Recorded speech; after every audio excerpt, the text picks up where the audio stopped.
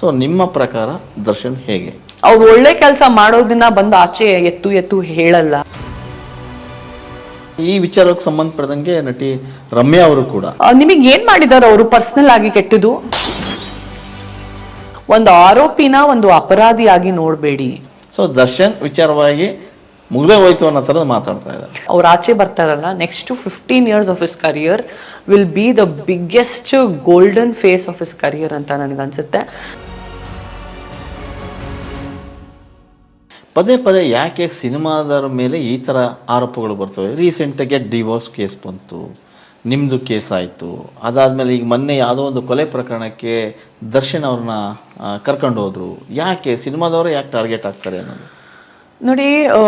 ಏನಾಗತ್ತಂದ್ರೆ as A ladies ನೀವು ಈ ಥರ ನಮ್ಮ ತಪ್ಪೇನಂದ್ರೆ ಮೇನ್ ತಪ್ಪು ಸೆಲಿಬ್ರಿಟೀಸ್ ಆಗಿ ನಮಗೆ ಫ್ರೆಂಡ್ಸೇ ಇರಬಾರ್ದು ಇವರೇ. ಅದೇ ನಮ್ಮ ದೊಡ್ಡ ತಪ್ಪು. ಸೆಲಿಬ್ರಿಟಿ ಆಗೋದು ತಪ್ಪಲ್ಲ, ಸೆಲಿಬ್ರಿಟಿ ಆದ್ಮೇಲೆ ನಿಮಗೆ ಸ್ನೇಹಿತರು ಇರಬಾರ್ದು. ಇದ್ರು ಗಿದ್ರು ಇಲ್ಲ, ಎಲ್ಲಾರು ನಿಮಗೆ ಎಲ್ಲೋ ಒಂದ್ ಕಡೆ ಇಷ್ಟು ಹೆಸರಿದೆ ಇವ್ರಿಗೆ, ಇಷ್ಟು ಫ್ಯಾನ್ ಫಾಲೋಯಿಂಗ್ ಇದೆ ಇವ್ರಿಗೆ, ಇಷ್ಟು ಫಾಲೋ ಅಪ್ ಇದೆ, ಎಲ್ಲಾದ್ರೂ ಹೋದ್ರೆ ಜನ ಸೆಲ್ಫಿ ಬರ್ತಾರೆ. ಜನರ ಕಣ್ ಬಂದು ಉರಿಯತ್ತೆ ಪಕ್ಕದಲ್ಲಿರೋರು. ನೋಡ್ಲಿಕ್ಕೆ ಸ್ನೇಹಿತ, ಒಳಗಿಂದ ಏನೋ ಕರೆಕ್ಟ್ ಟೈಮ್ ಬಂದಾಗ ಹೊತ್ತಿಂದ ಆಚೆ ಬಂದ್ಬಿಟ್ಟು ಜಬಕ್ ಅಂತ ಹೊಡೆಯೋ ಹಾವು. ನಿಮಗೆ ಸ್ನೇಹಿತರೇ ಬೇಕಾ? ನಿಮ್ಮ ಸ್ವಂತ ತಾಯಿ ಇದ್ದಾರೆ, ನಿಮ್ಮ ಸ್ವಂತ ತಂದೆ ಇದ್ದಾರೆ, ನಿಮ್ ರಿಲೇಟಿವ್ಸೇ ಇರಬಹುದು. They are much better. Relatives ಅಲ್ಲೂ ಕೆಲವೊಬ್ರು ಜೆಲಸಿ ಇದ್ದವ್ರು ಇರ್ತಾರೆ, but they are much better then at least ಈ ಸೋ ಕಾಲ್ಡ್ ಫ್ರೆಂಡ್ಸ್. ಅದ್ರಲ್ಲೂ ನಾವು ಸ್ವಲ್ಪ ನೊಟೋರಿಯಸ್ ಫ್ರೆಂಡ್ಸ್ ಜೊತೆ ನಾವಿದ್ರೆ, ಸ್ವಲ್ಪ ಜಾಸ್ತಿ ಕುಡಿಯೋರು ಅಥವಾ ಸ್ವಲ್ಪ ಜಾಸ್ತಿ ಶೋಕಿ ಮಾಡೋರು, ಅವ್ರ ಜೊತೆ ನಾವಿದ್ರೆ ನಾವು ಅದನ್ನ ಮಾಡಿಲ್ಲ ಅಂದ್ರೂ ನಾವು ಮಾಡಿದೀವಿ ಅಂತ ನಮ್ಮ ಮೇಲೇನೆ ಬರುತ್ತೆ. ಅಂಡ್ ಅವ್ರಿಗೆ ಏನಾದ್ರೂ ಪ್ರಾಬ್ಲಮ್ ಆದ್ರೆ ಒಂದು ದೊಡ್ಡ ಬಿರುಗಾಳಿ ತರ ನಮ್ಮನ್ನು ಎಳ್ಕೊಂಡು ಅದು ಒಳಗ್ ಮಾಡುತ್ತೆ. ದರ್ಶನ್ ವಿಚಾರಣೆ ಏನು ನಡೀತಾ ಇದೆ, ಆ ಪ್ರಕರಣಕ್ಕೆ ಸಂಬಂಧಕ್ಕೆ ಫಸ್ಟ್ ಧ್ವನಿ ಎತ್ತಿದರು ಸಂಜನಾ. ದರ್ಶನ್ ಆಚೆ ಬರಬೇಕು, ದರ್ಶನ್ ತಪ್ಪು ಮಾಡಿಲ್ಲ ಅಂತ ನಿಮ್ಮ ವಾಯ್ಸ್ ಬಂದ ಮೇಲೆ ಒಂದಿಷ್ಟು ಇಂಡಸ್ಟ್ರಿಯಿಂದ ಮೆಲ್ಲಕ್ಕೆ ಒಬ್ಬೊಬ್ಬರೇ ಬಂದರು. ಸೊ ನಿಮ್ಮ ಪ್ರಕಾರ ದರ್ಶನ್ ಹೇಗೆ? ನನಗೆ ದರ್ಶನ್ ಸರ್ ಒಂದು ಕಲಾವಿದರಾಗಿ ಮತ್ತು ಒಂದು ವೈಯಕ್ತಿಕವಾಗಿ ನನಗೆ ಗೊತ್ತಿರೋ ಮನುಷ್ಯನ ನಾನು ತುಂಬ ಗೌರವಿಸ್ತೀನಿ. ನನಗೆ ನನ್ನ ಹಾರ್ಟಲ್ಲೇ ಇದ್ದಾರೆ ದರ್ಶನ್ ಸರು. ಕಾಟಿರಾನಲ್ಲಿ ಅವ್ರು ಮಾಡಿರೋ ಪಾತ್ರ, ಒಂದೊಂದು ಡೈಲಾಗ್ ಇಲ್ಲೇ ಇದೆ ನನಗೆ. ಅಷ್ಟು ನನಗೆ ಅವ್ರು ಇಷ್ಟ. ಅವರ ನಟನೆಯೂ ನನಗೆ ತುಂಬ ಇಷ್ಟ. ಆ್ಯಸ್ ಅ ಆರ್ಟಿಸ್ಟ್ ನನಗೆ ಅವ್ರು ತುಂಬಾ ಇಷ್ಟ.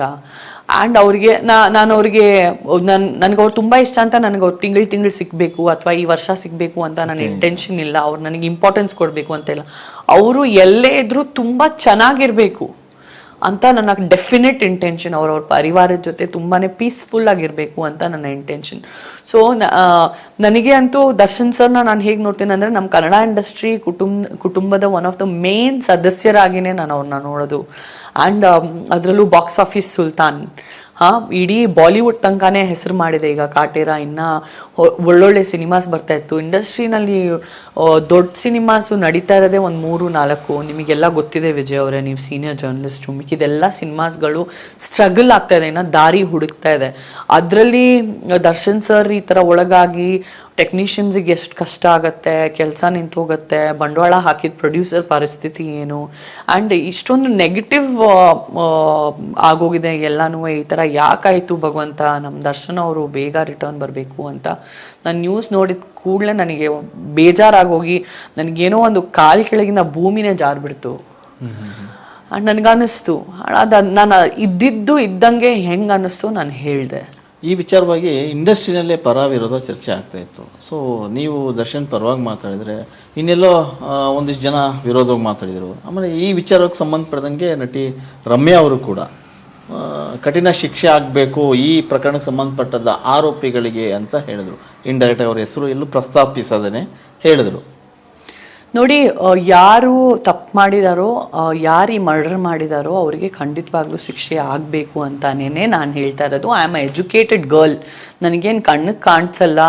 ಒಂದು ಚಿಕ್ಕ ಪರಿವಾರದ ಹುಡುಗ ರೇಣುಕಾ ಸ್ವಾಮಿ ಅಷ್ಟು ಕೆಟ್ಟದಾಗಿ ಸಾಯಿಸಿದಾರಂದ್ರೆ ಅದು ಮಾನವೀಯತೆ ಇಲ್ಲದೇನೆ ಸಾಯಿಸಿರೋದು. ಆ ಥರ ಶಾಕ್ಗಳು ಕೊಟ್ಬಿಟ್ಟು ಏನು ನಿಜಾನೋ ಏನು ಸುಳ್ಳು ಒಂದು ಅರ್ಥ ಆಗ್ತಾ ಇಲ್ಲ. ತುಂಬ ವರ್ಷನ್ಸ್ ಪರದಾಡ್ತಾ ಇದೆ ಮೀಡಿಯಾನಲ್ಲಿ. ಬಟ್ ನಾನೇನು ಹೇಳಲಿಕ್ಕೆ ಇಷ್ಟಪಡ್ತೀನಂದ್ರೆ, ಒಂದು ಆರೋಪಿನ ಒಂದು ಅಪರಾಧಿಯಾಗಿ ನೋಡಬೇಡಿ.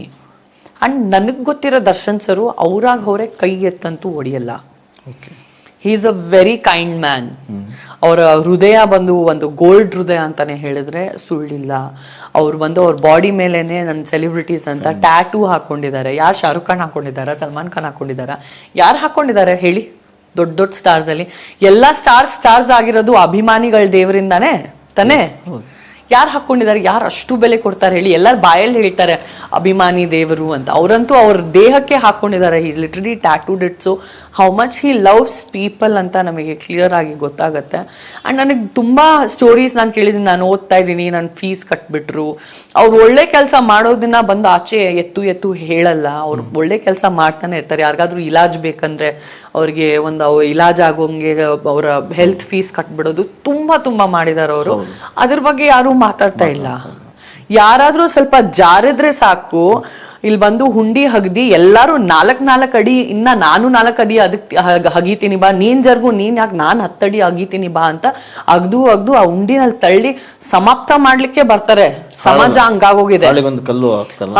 ಅದೇ ಸಮಾಜನೇ ಹಂಗಾಗೋಗಿದೆ. ಬಟ್ ನಿಮಗ್ ಏನ್ ಮಾಡಿದಾರೆ ಅವರು ಪರ್ಸನಲ್ ಆಗಿ ಕೆಟ್ಟದು? ನೀವ್ ಯಾವ ಸಾಕ್ಷಿ ಆಧಾರದ ಮೇಲೆ ನಿಮಗ್ ಏನಾದ್ರೂ ಹಲ್ಲೆ ಆಗಿದ್ಯಾ? ಅದನ್ನ ಪ್ರೂವ್ ಮಾಡಕ್ ಆಗತ್ತಾ? ಜಸ್ಟ್ ಬಿಕಾಸ್ ಅವ್ರು ಜೈಲ್ ಪಾರ್ ಆಗಿದ್ದಾರೆ, ಅದನ್ನ ಈಗ ಅವರು ಎದುರುಗಡೆ ಇಲ್ಲ, ಅದನ್ನ ಬಳಸ್ಕೊಂತ ಆ ಒಂದು ಅಪರ್ಚುನಿಟಿನ ಬಳಸ್ಕೊಂತ ಬಂದು ಮೀಡಿಯಾನಲ್ಲಿ ಬಾಯಿಗೆ ಬಂದಂಗ್ ಮಾತಾಡ್ತಾ ಇದಾರೆ. ಇವರೇ ಎಲ್ಲರೂ ಅವ್ರ ಆಚೆ ಬಂದಾದ್ಮೇಲೆ ಒಂದು ಹೂವಿನ ಬೊಕ್ಕೆ ತಗೊಂಡೋಗ್ಬಿಟ್ಟು ಸರ್ ಒಳ್ಳೇದಾಯ್ತು ನೀವ್ ಆಚೆ ಬಂದ್ರಿ ಅಂತ ಹೋಗ್ತಾರೆ. ಅವರೇ ಹೋಗ್ತಾರೆ, ಅವರೇ ಹೋಗ್ತಾರೆ. ಅಯ್ಯೋ ಇಲ್ಲ ನಾವೇನಿಲ್ಲ ಬರೀ ಇನ್ನು ನ್ಯಾಯಾಲಯದಲ್ಲಿ ಇದೆ ತೀರ್ಪು. ಎಕ್ಸಾಕ್ಟ್ಲಿ. ಪ್ರತಿ ಒಂದಕ್ಕೂ ಗಲ್ಲು ಶಿಕ್ಷೆ ಹಾಕ್ಬೇಕು, ಮತ್ತೆ ಅದ್ ಹಾಕ್ಬೇಕು, ಇದ್ ಹಾಕ್ಬೇಕು, ತುಳಿದ್ ಬಿಡ್ಬೇಕು, ಬದುಕಬಾರ್ದು, ಲೈಫ್ ಇಂಪ್ರಿಸನ್ಮೆಂಟ್ ಆಗೋದು ಅಂತ ಹೇಳೋದಿಕ್ಕೆ ಮೀಡಿಯಾ ಟ್ರಯಲ್ ನಡೆಸೋ ಒಂದು ಅಧಿಕಾರ ನನಗೂ ಇಲ್ಲ, ನಿಮಗೂ ಇಲ್ಲ, ಇವ್ರಿಗೂ ಇಲ್ಲ, ಯಾರಿಗೂ ಇಲ್ಲ. It is in the court. ನೋಡಿ, ಇಷ್ಟು ದಿನ ನನಗೆ ಗೊತ್ತಿತ್ತು ಈ ಕೇಸ್ ಮುಚ್ಚೋಗತ್ತೆ ಬಿಕಾಸ್ ಈ ಕೇಸಲ್ಲಿ ಏನು ಇದ್ದಿಲ್ಲ. ನಾನು ಬಂದ್ಬಿಟ್ಟು ಮೀಡಿಯಾ ಟ್ರಯಲ್ ಮಾಡಿದ್ನ, ನನ್ನ ಕೇಸ್ ಬಿದೋಗತ್ತೆ ಸ್ವಲ್ಪ ದಿನದಲ್ಲಿ ನೋಡಿ ಅಂತ ನಾನು ಬಂದು ಹೇಳಿಲ್ಲ. ನಾನು ಕಾದೆ ಬಿಕಾಸ್ ನನಗೆ ಗೊತ್ತು ಈ ಕೇಸ್ ಮುಗ್ದಾದ್ಮೇಲೆ ಮಾತಾಡೋ ಅವಶ್ಯಕತೆ ನನಗಿರುತ್ತೆ, ಅವಕಾಶನೂ ನನಗೆ ಇರುತ್ತೆ ಅಂತ ನನಗೆ ನನ್ನ ಭಗವಂತನಲ್ಲಿ ಒಂದು ಭರವಸೆ ಇತ್ತು. ಅಂಡ್ ಅದನ್ನೇ ನಾನು ಬಂದು ಮಾಡ್ತಾ ಇದ್ದೀನಿ. Even I don't have the rights to do a media trial. But ನಾನು ದರ್ಶನ್ ಅವರು ಅವ್ರ ಪಾಡಿಗೆ ಅವರು ಕೈ ಎತ್ತಿ ಒಂದು ಚಿಕ್ಕ ಪರಿವಾರದ ರೇಣುಕಾ ಸ್ವಾಮಿ ಮೇಲೆ ಖಂಡಿತವಾಗ್ಲೂ ಕೈ ಮಾಡಲ್ಲ. ಅದು ಸಾಧ್ಯ ಇಲ್ಲ. ಅವ್ರು ಹಿಂದೆ ಮುಂದೆ ಇರೋರು ಮಾಡಿದ್ದಾರೆ, ಬಟ್ ಹಿಂದೆ ಮುಂದೆ ಇರೋರು ಸರಿ ಇಲ್ಲ ಅಂತ ನಿಮ್ಮ ಪ್ರಕಾರ? ಅದಂತೂ ಇದೆ, ಅದಂತೂ ಗೊತ್ತಾಗ್ತಾ ಇದೆಯಲ್ಲ ಅಲ್ವಾ? ಖಂಡಿತ ಗೊತ್ತಾಗ್ತಾ ಇದೆ. ಈ ಪ್ರಕರಣಕ್ಕೆ ಸಂಬಂಧಪಟ್ಟಂಗೆ ಒಂದಿಷ್ಟು ಜನ ಈಗ ಅವರು ಹೊರಗೆ ಬರಬೇಕು, ಹೊರಗೆ ಬಂದ್ಮೇಲೆ ಮತ್ತೆ ಸಿನಿಮಾ ಮಾಡ್ತಾರೆ ಅನ್ನೋ ಥರದ್ದು, ಇಲ್ಲ ಇನ್ಗೆ ಲೈಫೇ ಮುಗಿದೋಯ್ತು ದರ್ಶನ್ ಅನ್ನೋ ಥರದ್ದು ಮಾತಾಡ್ತಾರೆ. ಯಾಕಂದರೆ ಸಂಜನಾ ವಿಷಯವಾಗಿ ಮಾತಾಡೋದಾದ್ರೆ, ಸಂಜನಾ ಅವರು ಡ್ರಗ್ಸ್ ಪ್ರಕರಣದಲ್ಲಿ ಒಳಗೋಗಿ ಬಂದ ಮೇಲೂ ಸಿನಿಮಾ ಶುರು ಮಾಡ್ತಿದ್ದೀರಿ, ಅವಕಾಶಗಳು ನಿಮಗೆ ಫೋನ್ ಮೇಲೆ ಫೋನ್ ಬರ್ತಾ ಇದೆ, ನೀವು ಚೂಸಿ ಆಗಿದ್ದೀರಿ ಈಗ. ಸೊ ದರ್ಶನ್ ವಿಚಾರವಾಗಿ ಮುಗ್ದೇ ಹೋಯ್ತು ಅನ್ನೋ ಥರದ್ದು ಮಾತಾಡ್ತಾ ಇದೆ. ನನಗೆ ಹಿಂದೆ 100 ಅವಕಾಶ ಬರ್ತಾ ಇದ್ರೆ, ಈ ಕೇಸ್ ನನ್ನ ಮೇಲೆ ಆರೋಪಗಳು ಇದ್ದಾಗ್ಲೂ ನನಗೆ ಒಂದು 40-50 ಅವಕಾಶಗಳು ಬರ್ತಾ ಇತ್ತು. 40-50 ಅವಕಾಶ ನಾನು ಕಳ್ಕೊಂಡಿದ್ದೀನಿ ಅಂತಾನು ಹೇಳಿದ್ರೆ ತಪ್ಪಾಗಲ್ಲ. ಬಿಕಾಸ್ ನಿಮಗೆ ಗೊತ್ತಲ್ವಾ, ಬಿದ್ರೆ ಯಾರು ಇವ್ರಿಗೆ ಹಿಂಗಾಗೋಗಿದೆ, ಇವ್ರ ಜೊತೆ ಕೆಲಸ ಮಾಡೋದ್ ಬೇಡ ಅಂತ ಜನನು ಇರ್ತಾರೆ. ಬಟ್ ಈಗ ಅವರೇ ಎಲ್ಲರೂ ಕಂಗ್ರಾಚುಲೇಷನ್ಸ್ ಮೇಡಮ್, ನಿಮ್ ಕೇಸ್ ಹೊರಟೋಯ್ತು, ಸುಳ್ಳಂತ ಡಿಕ್ಲೇರ್ ಆಯ್ತು, ನಿಮ್ಗೆ ಒಳ್ಳೇದಾಗ್ಲಿ, ತುಂಬಾ ಅನುಭವಿಸಿದಿರ ಅಂತ ಅವರೇ ಎಲ್ಲರೂ ಕೈ ಹಿಡಿಲಿಕ್ಕೆ ಬರ್ತಾ ಇದಾರೆ. But when it comes to Darshan ಅವರು, ಐ ಡೋಂಟ್ ಥಿಂಕ್ ಈ ಒಂದು ಆರೋಪ ಹಾಗೆ ಮುಳುಗೋಗತ್ತೆ ಎಲ್ಲೋ ಒಂದ್ ಕಡೆ. ಆ ಭಗವಂತನಲ್ಲಿ ನನಗೆ ಭರವಸೆ ಇದೆ. ಅಂಡ್ ದರ್ಶನ್ ಅವರು KGF ಕಿಂತಾನು ಇನ್ನ ದೊಡ್ಡ ಸಿನಿಮಾ ಮಾಡಿಬಿಟ್ಟು ಅಷ್ಟು ಲೆವೆಲ್ಗೆ ಚಾಲೆಂಜ್ ಮಾಡಿಬಿಟ್ಟು ಈಗ ಅವ್ರು ಆಚೆ ಬರ್ತಾರಲ್ಲ, next 15 years of his career will be the biggest golden phase of his career ಅಂತ ನನಗನ್ಸುತ್ತೆ.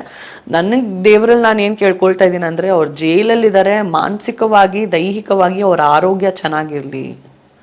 ಬಿಕಾಸ್ ಈ ಸ್ಟ್ರೆಸ್ಸಿಗೆ ಒಳಗಾಗ್ತೀವಲ್ಲ, ಜೈಲಲ್ಲಿದ್ದವರು ನರಕಯಾತನೆನೇ ಅನುಭವಿಸ್ತಾರೆ. ನನಗದಾಗಿದೆ. ಅದು ಎಷ್ಟು ನೋವು ನೋಡಿದ್ದೀನಿ, ಎಷ್ಟು ಐಶೋ ಆರಾಮ್ ಜಿಂದಗಿನಲ್ಲಿ ನಾನು ಇವಾಗಿದ್ದೀನಿ ನೋಡಿದ್ದೀನಿ. ನನಗೆ ಎಲ್ಲ ರೀತಿ ಕಾಂಟ್ರಾಸ್ಟ್ ನೋಡಿದ್ದೀನಿ. ಅದನ್ನು ಮಾನಸಿಕವಾಗಿ ದೈಹಿಕವಾಗಿ ಅದನ್ನು ಎದುರಿಸ್ಬಿಟ್ಟು ಆಚೆ ಬಂದರೆ ಅವ್ರು ಸಾಕು. ಅದಾದಮೇಲೆ next 10-15 years of his career ನಿಜಕ್ಕೂ ಅವ್ರ ಬಿಗ್ಗೆಸ್ಟ್ ಸಕ್ಸಸ್ ಇಯರ್ಸ್ ಆಗುತ್ತೆ.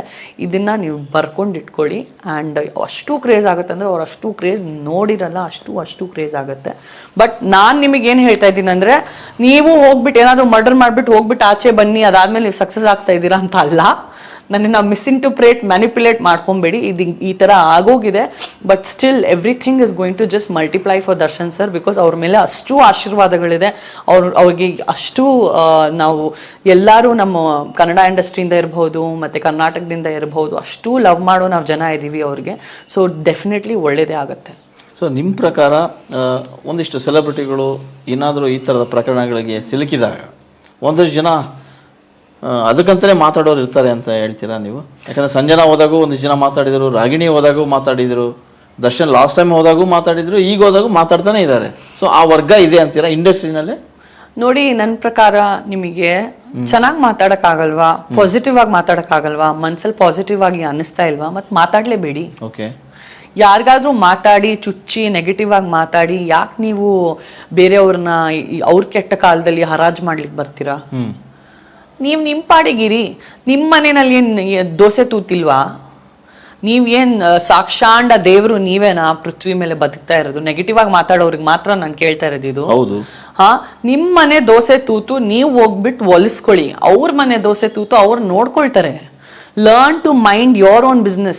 ನೀವು ತಿಂಗಳಲ್ಲಿ ಎಷ್ಟು ಸಂಪಾದನೆ ಮಾಡ್ತಾ ಇದ್ದೀರಾ, ನೀವು ಉದ್ಧಾರ ಆಗಿದ್ದೀರಾ, ನಿಮ್ಮ ಹತ್ರ ಅಟ್ಲೀಸ್ಟ್ ನಿಮ್ಮ ಪರಿವಾರವನ್ನು ಚೆನ್ನಾಗಿ ನೋಡ್ಕೊಳ್ಳೋ ಅರ್ಹತೆ ಇದೆಯಾ, ಯೋಗ್ಯತೆ ಇದೆಯಾ ಅಂತ ನೀವು ನಿಮ್ಮ ಬೆಳವಣಿಗೆ ನೋಡ್ಕೊಳ್ಳಿ. ಬೇರೆಯವ್ರ ಮೇಲೆ ಹೋಗ್ಬಿಟ್ಟು ಕಲ್ಲು ಹೊಡಿಯೋದನ್ನ ನಿಲ್ಲಿಸಿ. First learn to grow yourself. And ಅವ್ರಿಗೆ ನೀವು ಕಲ್ಲು ಹೊಡೆದ್ರೂ ಆ ಕಲ್ಲು ಅವ್ರಿಗೆ ರೀಚು ಆಗಲ್ಲ. ಜ್ಞಾಪಕ ಇಟ್ಕೊಳ್ಳಿ. ಬಿಕಾಸ್ ಅವ್ರದ್ದೇ ಪಯಣ ಅವ್ರದ್ದು, ನಿಮ್ಮದೇ ಪಯಣ ನಿಮ್ಮದು.